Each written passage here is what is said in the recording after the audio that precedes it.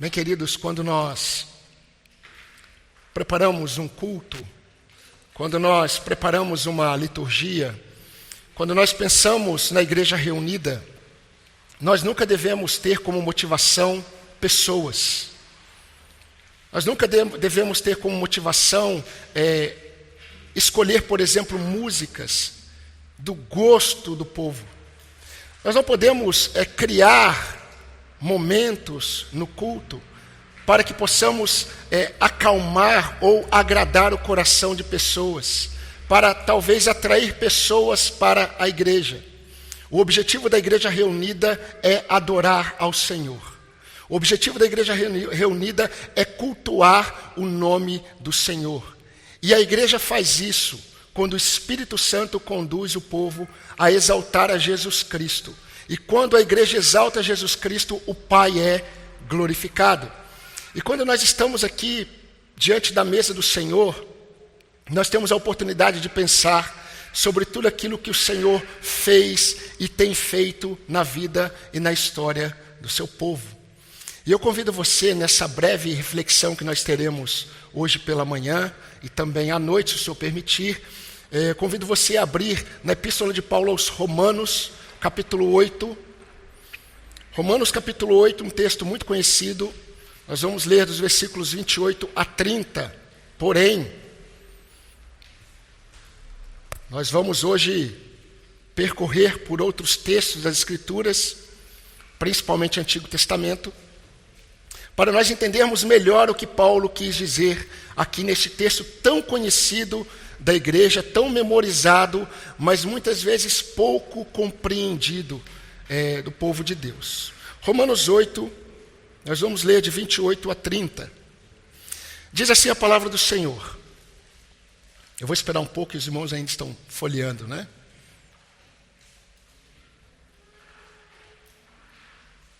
Ok, leremos. Sabemos que todas as coisas cooperam para o bem daqueles que amam a Deus, daqueles que são chamados segundo o seu propósito. Pois aqueles que Deus de antemão conheceu, Ele também predestinou para serem conformes à imagem de seu Filho, a fim de que Ele seja o primogênito entre muitos irmãos. E aos que predestinou, a estes também chamou. E aos que chamou, a esses também justificou. E aos que justificou, a esses também glorificou. Vamos orar, irmãos. Senhor nosso Deus, nosso Pai, grande é o Senhor. Ricas são as tuas misericórdias, porque grande é a tua fidelidade. E nós te louvamos, ó Deus, por esta manhã de domingo. Ó Deus, dia do Senhor, dia do grande encontro, dia em que o teu povo se reúne, ó Pai, para adorar ao Senhor, para cantar louvores ao Senhor, para testificar da fé que temos em Cristo Jesus e para, Senhor Deus, ouvirmos a voz do Senhor. Ó Pai, nesse momento eu quero pedir que o Senhor, por meio da tua palavra, na direção do teu Espírito Santo, me use, ó Deus, como instrumento nas tuas mãos, para que a tua igreja seja edificada. Hoje é dia do teu povo ser santificado. Hoje é dia do teu povo ser mais aperfeiçoado pela tua palavra. Hoje é dia do teu povo ser mais fundamentado em Cristo Jesus. Ó Deus, que em nome de Jesus o Senhor cumpra os teus propósitos, propósitos eternos na vida da tua igreja. É o que eu te peço, no nome de Jesus Cristo, a nossa única e real esperança. Amém.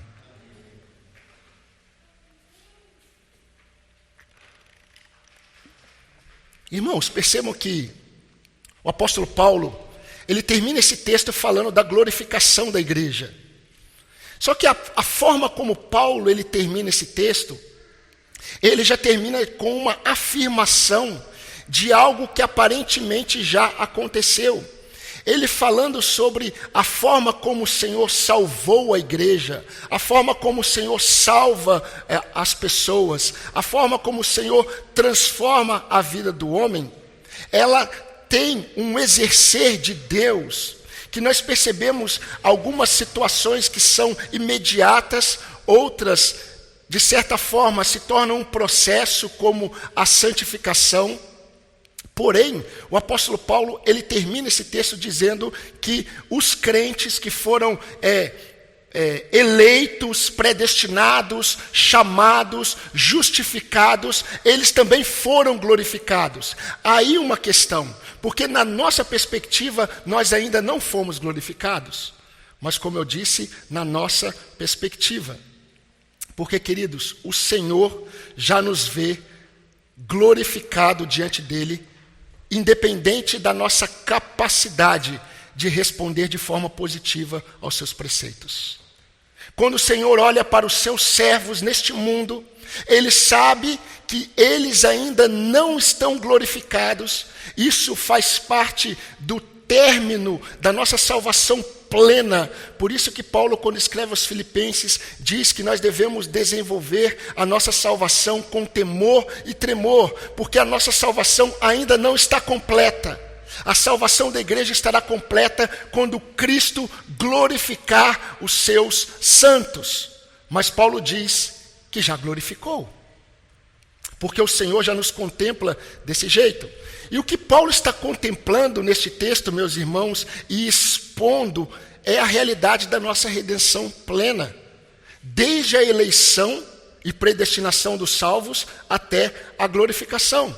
Eu sei que alguns crentes tradicionais, e não vou falar nem dos pentecostais e neopentecostais muito menos, eles ficam desconfortáveis, eles se sentem desconfortáveis com esse texto.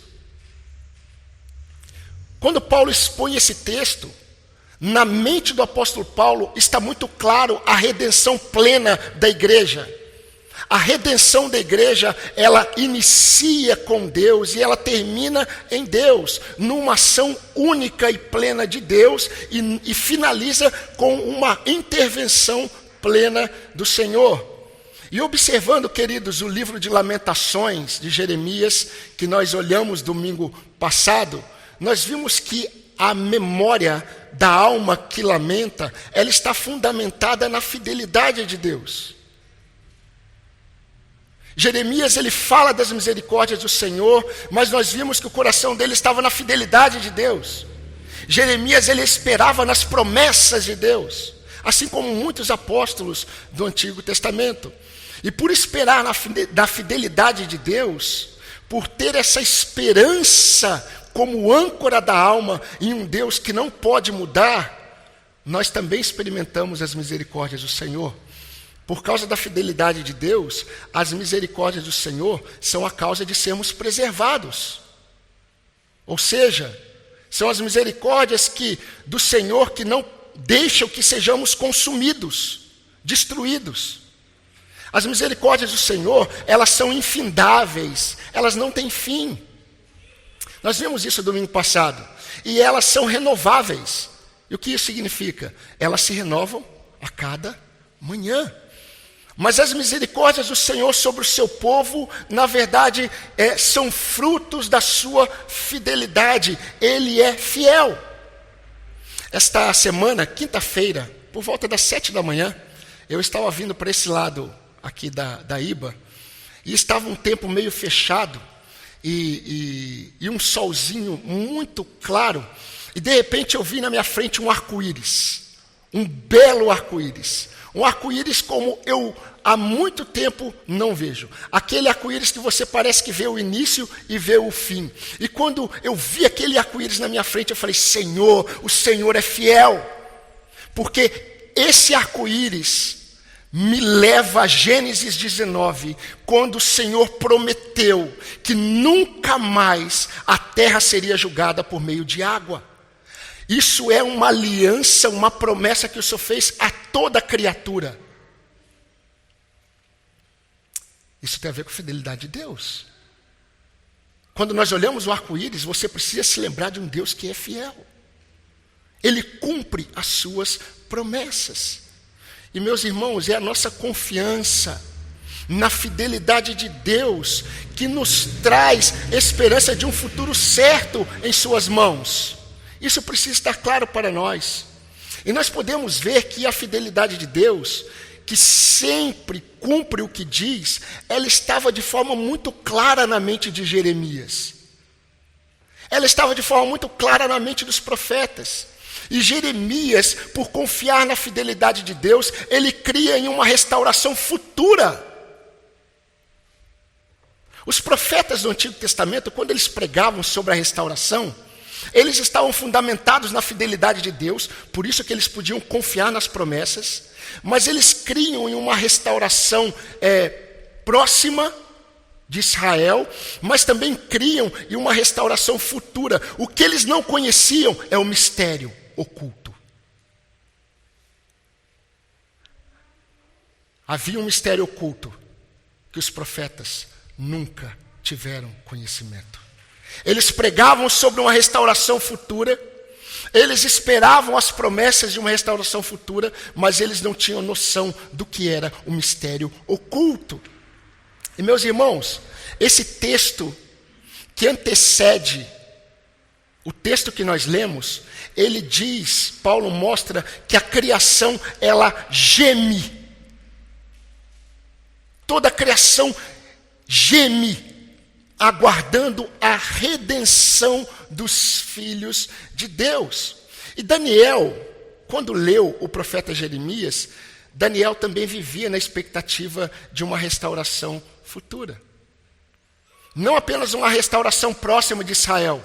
Tanto é que Daniel, ele esperava por ler Jeremias, que Deus iria depois de 70 anos levar o povo novamente para a terra prometida. Mas Daniel cria em algo muito maior, algo que tinha a ver com a soberania de Deus diante de todas as nações. Por isso que no capítulo 8 de Daniel, ele começa a expor profecias sobre a restauração futura. E meus irmãos, eles não apenas falavam sobre isso, os profetas, eles criam em uma restauração futura. E é interessante porque esse texto que nós lemos, ele nos mostra uma verdade que eu quero brevemente pensar com os irmãos. O que Paulo está dizendo aqui é algo tão profundo, mas só é profundo quando nós entendemos o que Paulo está pensando quando ele diz que todas as coisas cooperam para o bem daqueles que amam a Deus. Que todas as coisas são essas que cooperam para o bem daqueles que amam a Deus. Por que antes disso ele fala sobre a criação que geme esperando a redenção dos filhos de Deus? Por que ele depois ele vai mostrar que existe algo, um plano eterno na redenção da igreja? Porque, meus irmãos, todas as coisas que cooperam para o bem daqueles que amam a Deus têm a ver com a obra da redenção do povo de Deus.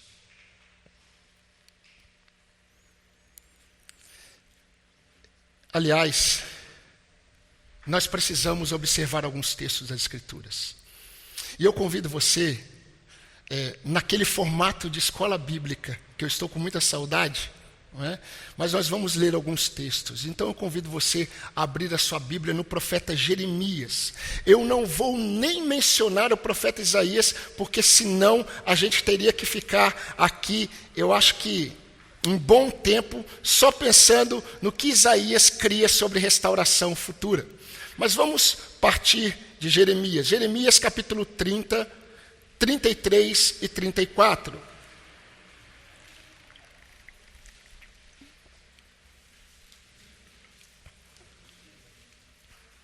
Jeremias 30, 33 e 34.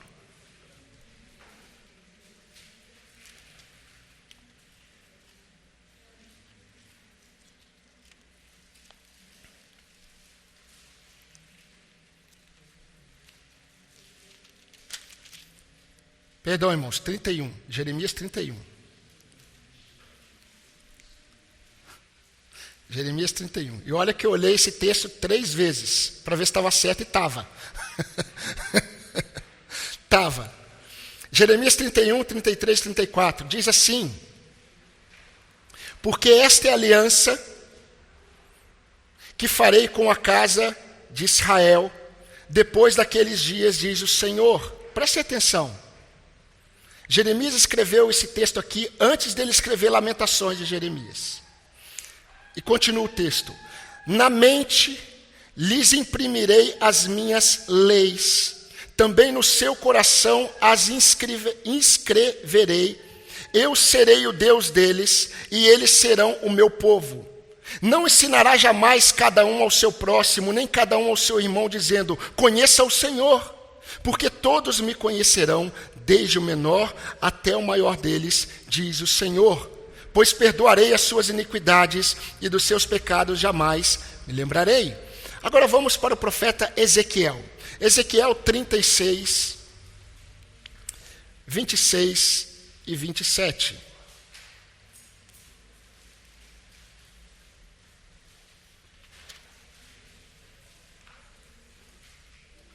Ezequiel 36, 26 e 27.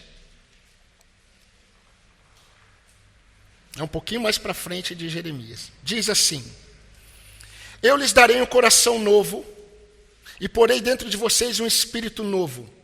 Tirarei de vocês o coração de pedra, e lhes darei um coração de carne. Porei dentro de vocês o meu espírito, e farei com que andem nos meus estatutos, guardem e observem os meus juízos.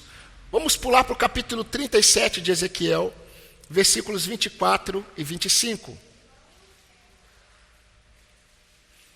Preste atenção que no contexto de Ezequiel, o rei Davi já havia morrido há muitas décadas. E diz Ezequiel 37, 24 e 25. O meu servo Davi reinará sobre eles, e todos eles terão um só pastor. Andarão nos meus juízos, guardarão os meus estatutos e os observarão. Habitarão na terra que dei ao meu servo Jacó, na qual os pais de vocês habitaram. Habitarão nela, eles e os seus filhos, e os filhos de seus filhos, para sempre. E Davi, meu servo, será o príncipe deles para sempre. Quando você lê Isaías, não precisa abrir, capítulo 11, o profeta Isaías ele vai profetizar sobre o rebento de Jessé. E é interessante porque tem um homem que ninguém dava valor para ele. E ele ficava pedindo esmolas à entrada de Jericó, conhecido como cego de Jericó. E de repente ele ouve, ele tem noção de que Jesus está passando e ele grita: filho de Davi, tem misericórdia de mim. Vocês não têm noção do que aquele homem estava dizendo quando ele gritou filho de Davi. Ele estava crendo nessas promessas de que Davi reinaria. E Davi, na verdade, está sendo representado pelo filho de Davi, Jesus Cristo. Queridos, um outro texto. Primeiro é João. Vamos agora dar um salto para mais ou menos 95 depois de Cristo. 1 João 2, 27.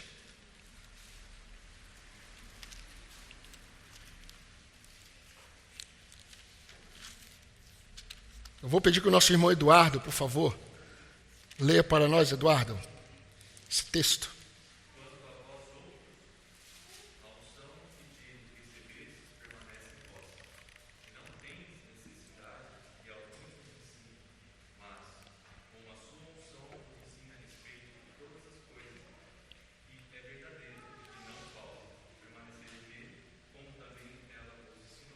Agora faça um paralelo você com esse texto e o texto de Jeremias capítulo 31 que nós lemos. Jeremias disse assim: olha, o Senhor está dizendo para vocês que não há necessidade que alguém ensine vocês, porque o Senhor colocará em vocês as suas palavras. Agora João aqui está falando: olha, vocês precisam tomar cuidado com os falsos ensinos, mas vocês não precisam que ninguém ensine a vocês sobre isso, porque a unção está sobre vocês. E a unção aqui representa o próprio Espírito Santo de Deus, com a sua palavra. Agora o último texto, Gálatas capítulo 4, 4 e 5. Gálatas 4, 4 e 5.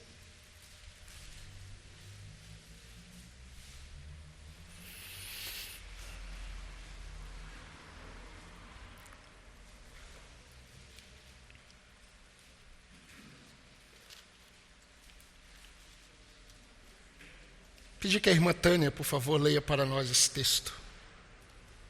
Vindo, porém, a plenitude do tempo, Deus enviou seu Filho, nascido de mulher, nascido sob a lei, para resgatar os que estavam sob a lei, a fim de que recebêssemos a adoção Ok, obrigado. Queridos, vamos fazer um paralelo agora. Nós lemos todos esses textos. Agora vamos fazer um paralelo com essas promessas, os acontecimentos da história. Porque nós não podemos deixar à parte os acontecimentos da história apenas nesses contextos dos textos que nós lemos. Quando Isaías profetizou, Isaías estava debaixo de uma potência mundial, na verdade, duas potências mundiais: o Egito e a Assíria. Quando ele pregou. Quando Jeremias profetizou sobre a restauração futura, Jeremias estava debaixo de uma outra potência mundial, que era a Babilônia, com Nabucodonosor. Ezequiel também estava debaixo da tutela e da autoridade dessa potência mundial, que era a Babilônia. Agora nós temos o profeta Daniel, que quando o profeta Daniel profetiza sobre o futuro, o profeta Daniel não está apenas debaixo de uma potência que esses dois experimentaram, que era a Babilônia. Agora ele está debaixo da autoridade da Pérsia. A Pérsia é a grande potência mundial. E depois da Pérsia surge um homem conhecido como Filipe da Macedônia. E Filipe da Macedônia tem um filho. E esse filho se chama Alexandre, denominado o Grande. E Alexandre o Grande, ele tem um sonho. O sonho de Alexandre o Grande é que todo o mundo fosse helenizado. Ou seja, que todo o mundo conhecesse a língua grega e conhecesse a cultura grega. E o profeta Daniel, quando escreve o capítulo 8 do seu livro, ele fala sobre um bode que possuía um chifre notável. E Daniel estava falando de Alexandre. E Daniel diz que o chifre notável desse bode, ele iria ser quebrado, e desse chifre sairiam 4 outros chifres. E aí nós temos a morte de Alexandre o Grande, e nós temos 4 reinos que surgem de Alexandre o Grande, 4 generais de Alexandre o Grande. E 2 deles vão se destacar na região da Judéia, na região de Canaã, na região da Galileia, Seleucida e Ptolomeu, mais abaixo, próximo ao Egito. E nós precisamos perceber o que está acontecendo. Porque o texto que nós lemos de Gálatas diz que na plenitude dos tempos,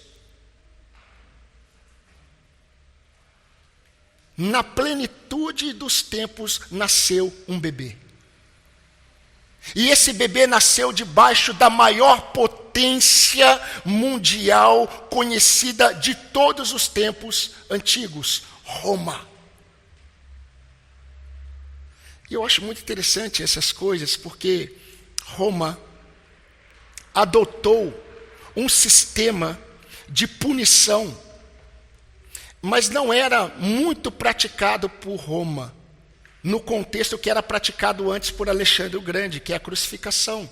Muitos dizem que foi Roma que trouxe a morte por crucificação. Não é verdade. Alexandre o Grande, para causar temor nos outros povos, ele já praticava a crucificação.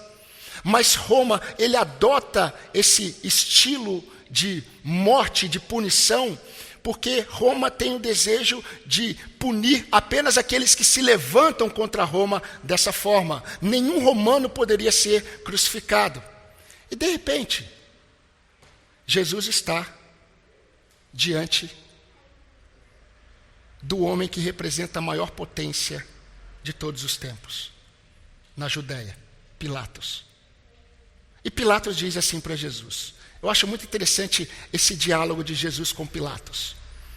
Aquele que representa o maior império de todas as épocas, a maior potência mundial dos tempos antigos, Jesus Cristo, que nasceu na plenitude dos tempos, no momento exato da história da humanidade, no momento exato em que o Senhor predeterminou para que isso acontecesse, Jesus Cristo está de pé diante deste representante da maior autoridade presente na Judéia, Pilatos. E é interessante o que Pilatos diz para Jesus. Pilatos olha para Jesus e diz assim: então você é rei?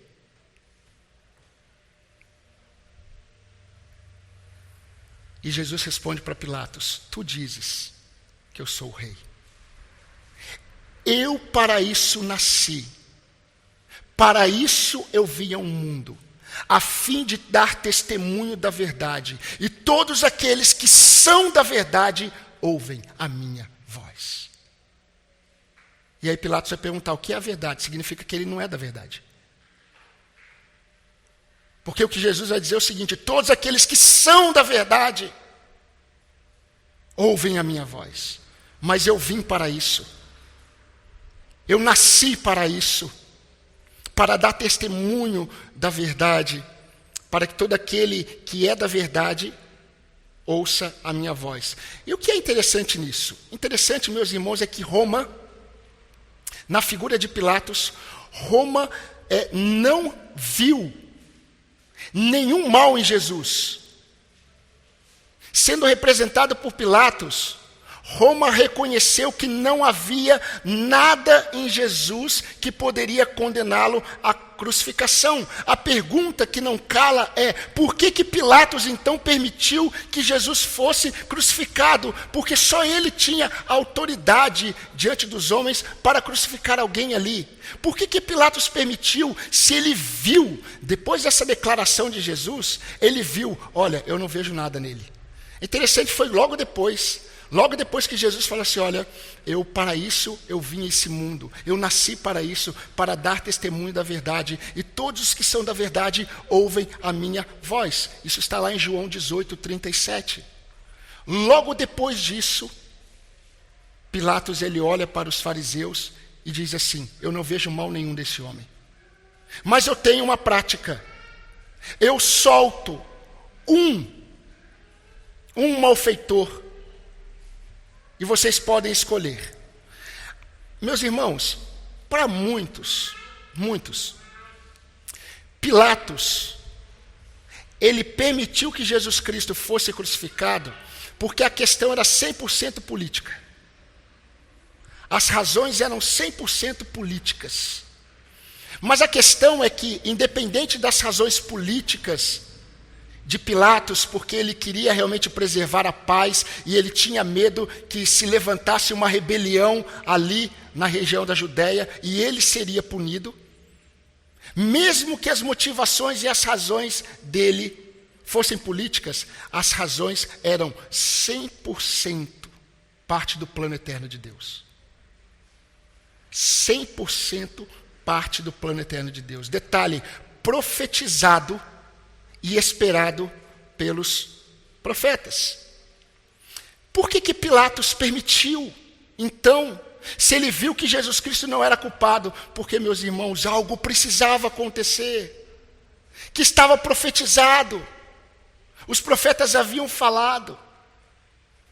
Pilatos precisava chegar para os judeus e falar assim: olha, eu tenho a opção de soltá-lo, eu não vou crucificá-lo, eu lavo as minhas mãos, eu não vejo motivo, mas eu dou a oportunidade de vocês escolherem. E quando Pilatos dá essa oportunidade aos judeus, os judeus começam a gritar: crucificam, crucificam, crucificam.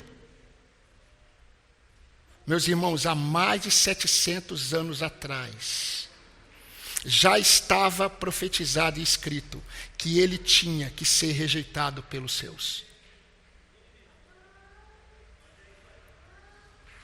Se Pilatos tivesse tomado uma postura e soltado Jesus, não haveria esse momento em que Cristo seria rejeitado pelos seus.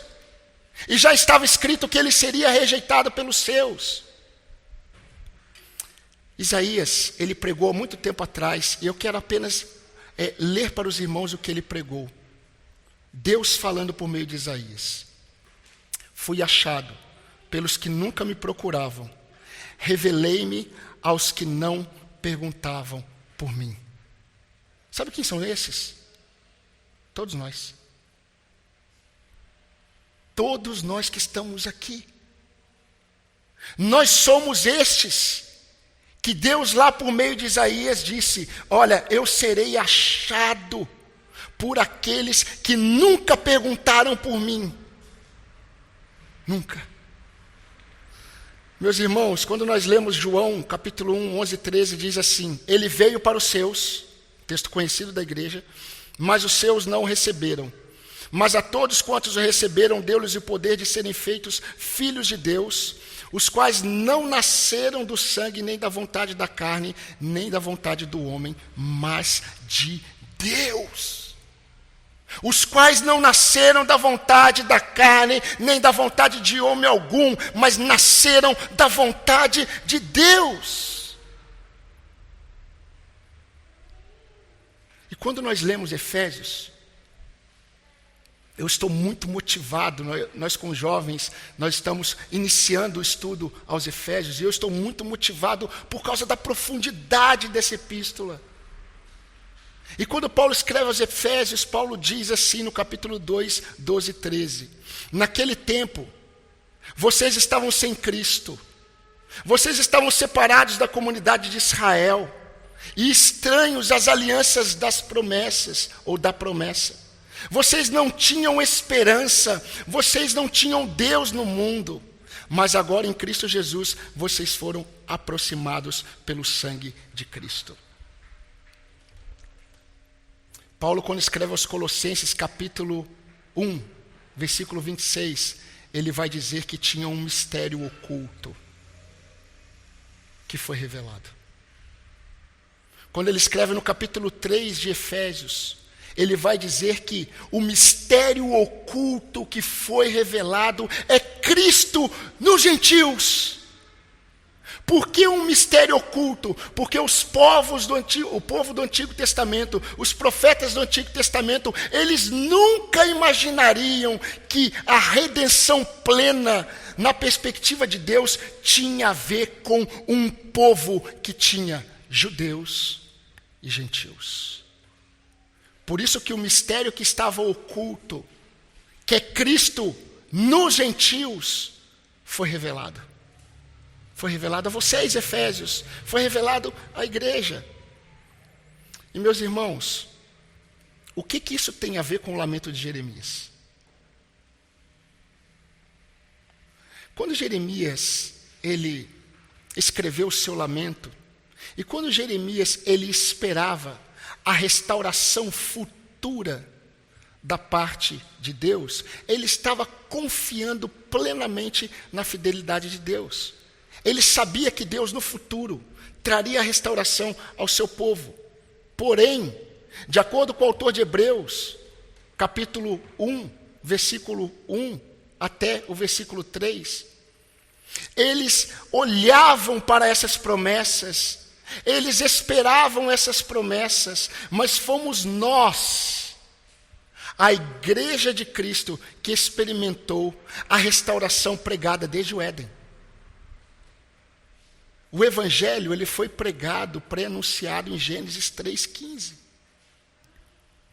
E foi somente com a igreja, no período da igreja em que Cristo veio ao mundo para resgatar o seu povo, que ele fez de dois um povo.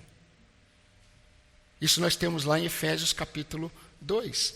Meus irmãos, Deus, estamos caminhando para a parte prática dessa reflexão.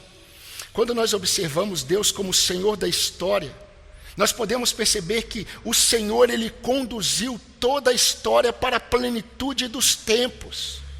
E ele continua conduzindo toda a história na perspectiva da redenção da sua igreja. Toda a história da humanidade, ela tem que vir da perspectiva de um Deus que redime o seu povo. A história do mundo nada mais é do que a história da igreja. Nós precisamos entender isso. Mas ainda, meus irmãos, o que nós podemos perceber é que antes de Deus, pela sua palavra criadora, antes de Deus dizer assim, haja luz, ele já contemplava o nosso estado de glorificação diante dele. Isso é muito grandioso. Aos que de antemão escolheu, a estes predestinou. E aos que predestinou, a estes chamou. E aos que chamou, declarou justos. E aos que justificou, a estes glorificou. Tudo isso tem a ver com a redenção da igreja. Meus irmãos, nós que estamos aqui hoje, dia 25 de abril de 2021, em plena pandemia, num período em que o mundo está buscando respostas, como igreja nós estamos celebrando a ceia do Senhor, que Ele planejou e executou, de acordo com o seu plano eterno, perfeito. O Senhor, Ele planejou e o Senhor executou o seu plano eterno, para salvar todos aqueles que no passado confiaram nas promessas, para salvar todos aqueles que hoje ouviram a mensagem do Evangelho, e para salvar todos aqueles que até a volta de Cristo crerão em Cristo Jesus. Por isso, meus irmãos, que quando Paulo ele chama Deus Pai de bendito, ele tem noção que Deus Pai é bendito. Bendito seja o Deus e Pai de nosso Senhor e Salvador Jesus Cristo. Ele nos concedeu e nos abençoou toda sorte de bênçãos espirituais nas regiões celestiais em Cristo. Ele nos escolheu nele, antes da fundação do mundo, para sermos santos e irrepreensíveis perante a sua presença, e em amor nos predestinou para ele, conforme a adoção de filhos, segundo o conselho da sua vontade. Efésios 1, de 3 a 5, diz exatamente isso. Meus amados irmãos, algumas perguntas para a nossa reflexão, antes de nós celebrarmos a ceia, que é muito mais do que um memorial. Será que, queridos, tudo isso que o Senhor fez na história, tudo isso que o Senhor fez na história e com a história para nos salvar, será que todas as suas promessas cumpridas e as que ainda irão se cumprir em nós por causa da sua fidelidade, será que tudo isso não é suficiente para que confiemos no Senhor diante de todos os acontecimentos no cenário mundial?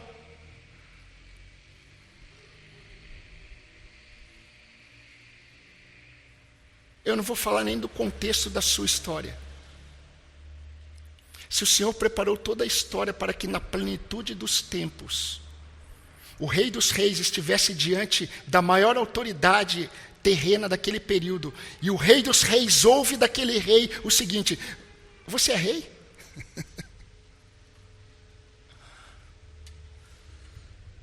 Meus irmãos, será que tudo isso não é suficiente para que valorizemos o privilégio da nossa salvação? Leia Hebreus nessa perspectiva. Como negligenciaremos tão grande salvação? Essa tão grande salvação tem a ver com o mover de Deus na história. Será que tudo isso não é suficiente para que valorizemos a sua presença em nós? Eu já falei para os irmãos sobre o milagre da coexistência. E que milagre é esse da coexistência? Como que pode algo mau coexistir com algo santo? O novo nascimento é um milagre que nenhum homem consegue apertar um botão, vou nascer de novo. Aqueles que são feitos filhos de Deus, eles nascem da vontade de Deus, não da vontade humana. Eu espero que esteja claro isso para você. Agora, nós precisamos perceber que não foi apenas a conversão que foi um milagre, a presença do Espírito Santo de Deus, que é santo, na sua vida, nós que ainda somos pecadores, é um milagre da coexistência. Porque não deveria coexistir São duas coisas distintas. Por isso que o nosso corpo terá que ser glorificado, para que estejamos diante da presença do Senhor. Porque é impossível nós estarmos diante da presença do Senhor com um corpo corruptível. E meus irmãos, o ser humano nunca é pleno sem o corpo. Para o ser humano ser pleno, essa é a criação. Deus deu o corpo e Deus deu o espírito. Quando o homem morre, o espírito está diante do Senhor, mas o corpo está em decomposição. Mas o homem não é pleno na criação se ele não estiver com o corpo. Mas é impossível estar com o corpo na presença de um Deus santo. Então o corpo é transformado. E aí o homem está pleno, a criação plena, diante do Deus pleno. Aí vem perguntas: pastor, pode cremar? Pastor, pode... meus irmãos, é tudo maior. Será que tudo isso não é suficiente para que valorizemos o nosso batismo em Cristo? Você foi batizado, meu irmão, quando creu em Cristo. O batismo não é um banho. O batismo é identificação. E aqueles que estão aqui, que pretendem se batizar, creem em Jesus Cristo, glorifiquem a Deus e tenham essa expectativa. Não é acrescentar mais pessoas à igreja. Tem a ver com identidade com Cristo. Será que tudo isso que o Senhor fez não é suficiente para valorizarmos isso? Será que tudo isso que o Senhor fez não é suficiente para valorizarmos a nossa comunhão com o Senhor em oração?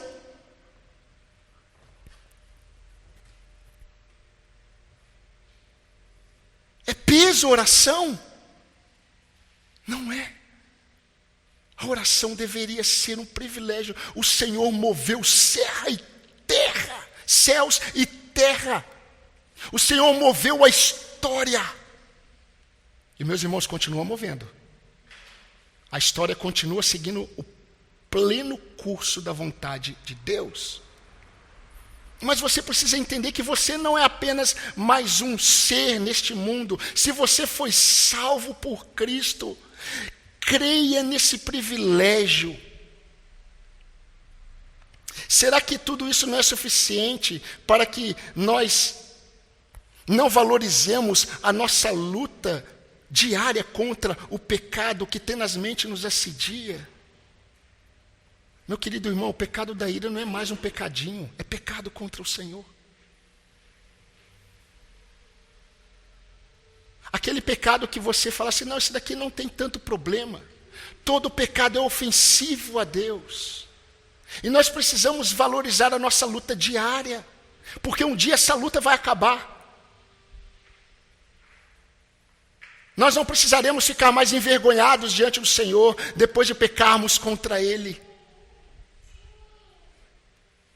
O pecado será removido de uma vez por todas. Mas, meus irmãos, será que tudo isso não é suficiente para que valorizemos mais a palavra do Senhor do que a amizade com os valores do mundo?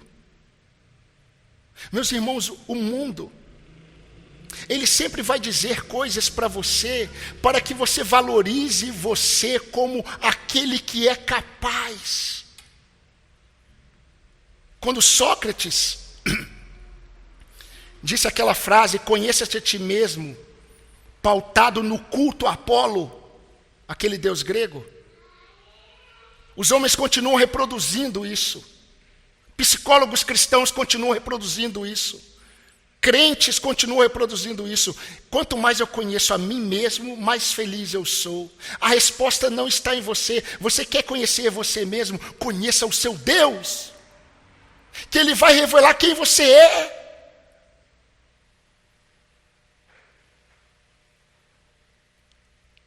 A vontade de Deus para todo homem é que você pratique a justiça, ame a misericórdia e ande humildemente com o seu Deus.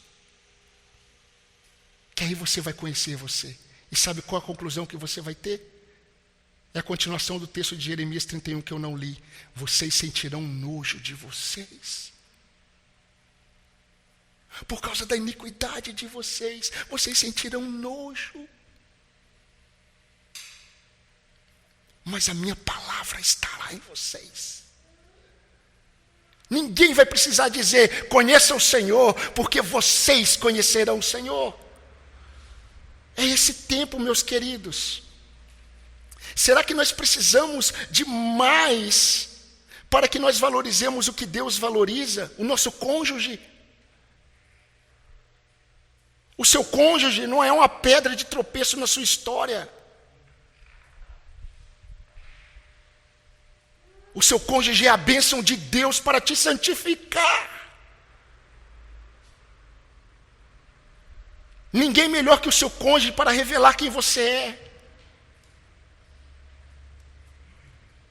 E Deus vai usar a história do seu cônjuge para santificar a sua vida. Agradeça todos os dias quando você acordar e o seu cônjuge estiver ali.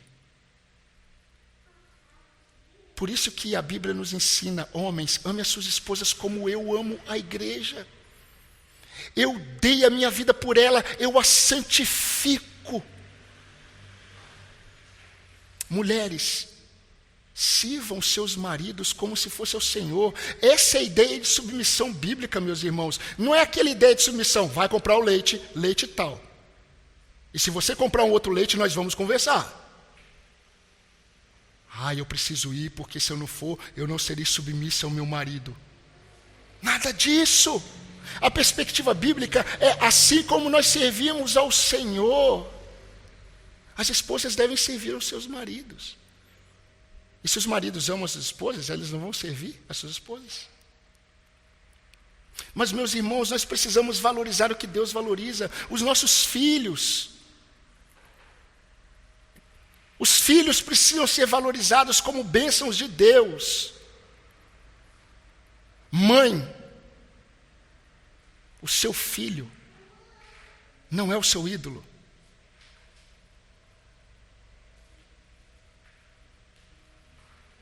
Tem mãe que tem dificuldade de ver o pai com o filho.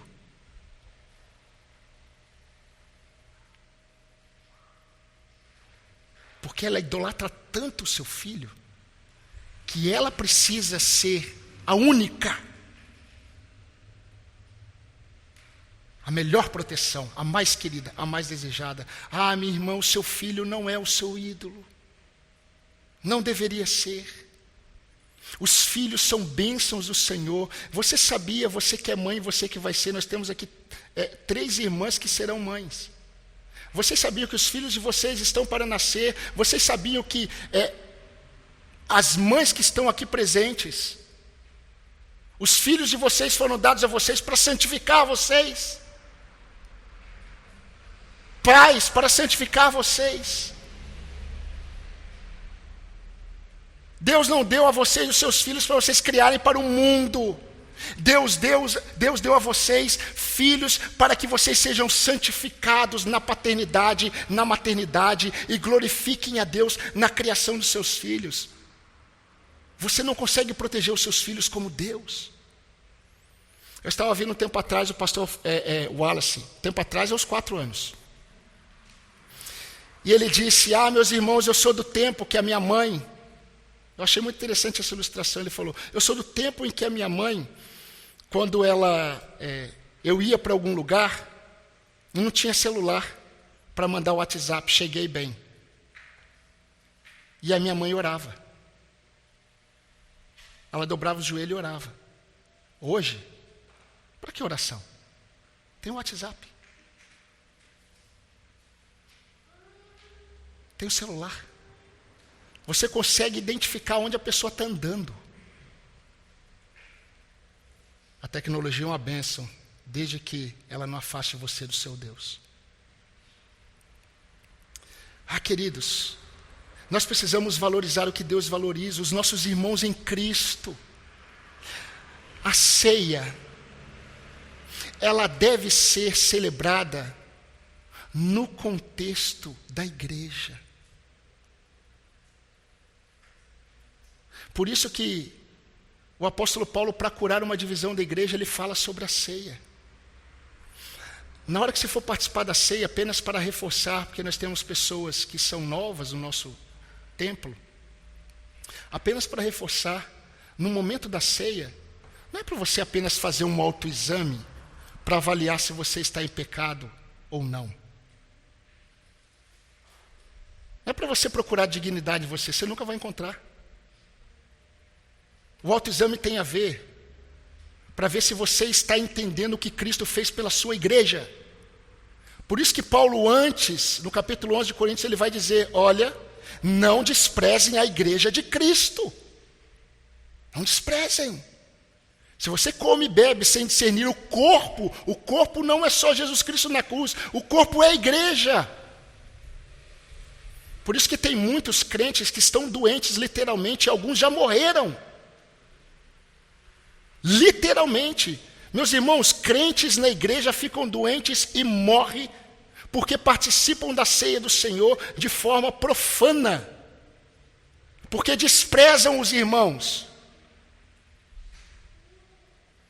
Não significa que ele ficar doente agora, né? Ou que morrer é por causa disso. Mas você precisa avaliar o seu coração. E caminhando para o fim mesmo, nós precisamos, meus irmãos, valorizar o que o Senhor valoriza, por exemplo, como o nosso próximo. Não são apenas os crentes, os membros da igreja, mas o próximo. Meus irmãos, muitas vezes, preste atenção, muitas vezes pessoas pecam contra nós, e nós achamos que pelo fato da pessoa pecar contra nós, nós estamos habilitados diante de Deus para pecarmos contra o Senhor, na forma como nós tratamos as pessoas que pecaram contra nós. Isso é loucura. Nenhum pecado do outro habilita o meu pecado contra o Senhor. Eu vou fazer isso só porque fez isso. Mas por que você fez isso? Por causa dele. A síndrome de Adão e Eva, né? Isso não existe na perspectiva do Senhor. Meus irmãos, nós precisamos valorizar o nosso testemunho. Tudo que Deus fez na redenção do seu povo é para que proclamemos as virtudes daquele que nos chamou das trevas para a luz. O nosso testemunho.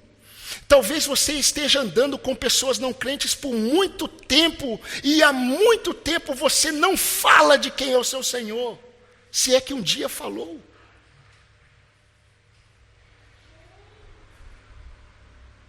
Você não é faísca deste mundo, você é luz. Você não é aginomoto desse mundo, você é sal. Creia nisso. A sua palavra, e por fim, nós precisamos valorizar a vinda de Cristo. Meus irmãos, a igreja precisa amar a vinda de Cristo. Você não pode colocar outros empecilhos. Mas isso precisa acontecer. Eu gostaria de fazer isso. Eu gostaria de fazer isso. Eu gostaria de ter mais tempo de vida. Por exemplo, a Kelly Jones falou assim, o neném nem nasceu. Eu quero pelo menos ver a face do meu filho. Melhor do que ver a face do filho é Cristo voltar hoje. Melhor do que ter muitos anos de vida para poder aproveitar a vida é você experimentar a presença da própria vida. E Cristo é a nossa vida. E meus irmãos, quando nós olhamos para tudo isso, e eu quero encerrar com essas 3 afirmações bíblicas, e a nossa esperança deve estar nessas 3 afirmações.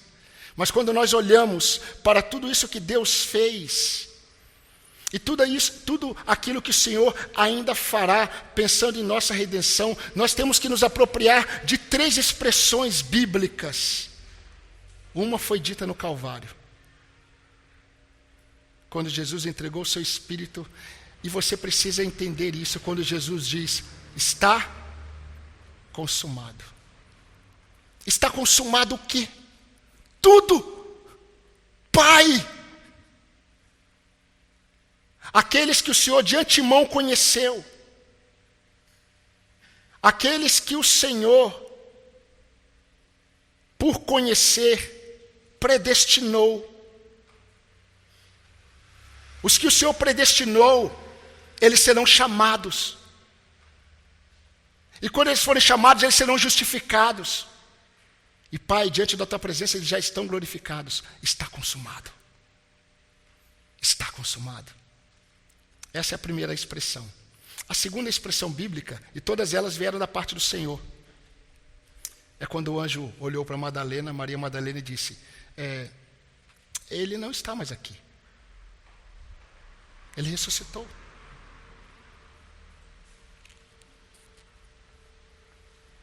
Ele vai aparecer para vocês. Ele ressuscitou.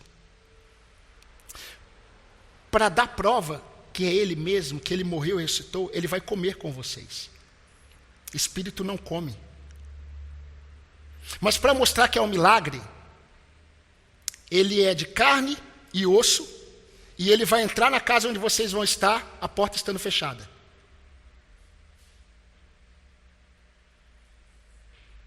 E quando eles estão reunidos com a porta fechada, Jesus passa pela porta. É o Espírito? Não toca.